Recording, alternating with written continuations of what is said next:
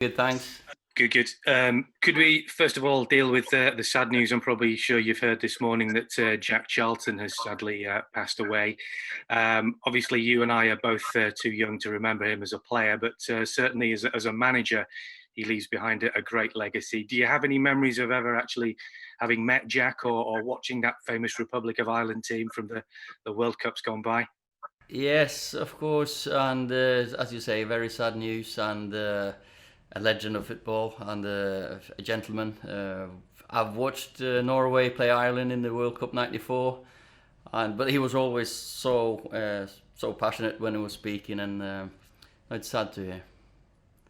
Moving on to United matters, obviously such great excitement, particularly about Mason Greenwood at the moment.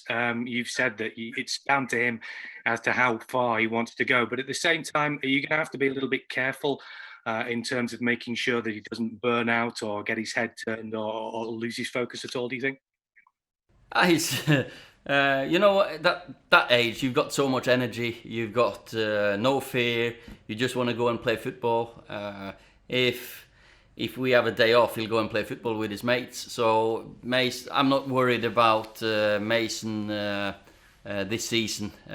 We've just got to look after him, of course, in his whole career.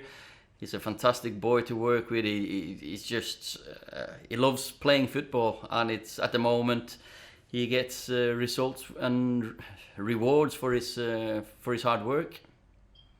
Simon Peach. Morning, Ollie. Morning. This time last year, we were either on tour or just heading out there. I've lost count of time. But when you were asked about Mason Greenwood potentially going out on loan, you said there's no chance of that. He's staying here. And you likened him to the way that Ryan Giggs, the club kind of cultivated and nurtured Ryan Giggs through. I guess even Sir Alex Ferguson would have been impressed by the way that you've handled Mason. But has he surpassed your expectations this season? Not really. We know what he's capable of, and we always trusted him to be part of this squad and chip in with performances and goals. Of course, we see it every day. We've seen it. I've seen it since I came to the club 18 months ago, or what. He's just a natural footballer, and when you put natural good footballers with better footballers that he's used to play with, that'll just give him more opportunities to show his qualities. So the club, they know what they're doing when they're educating people and the players.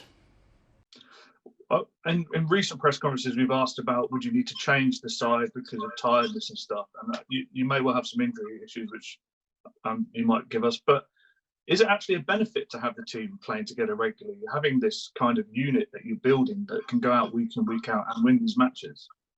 Yeah, there's so many things that you have to consider when you manage a team, and of course there's a squad.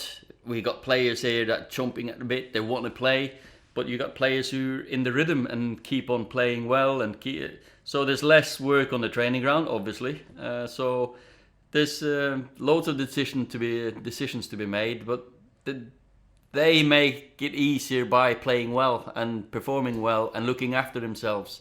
So if we don't get too many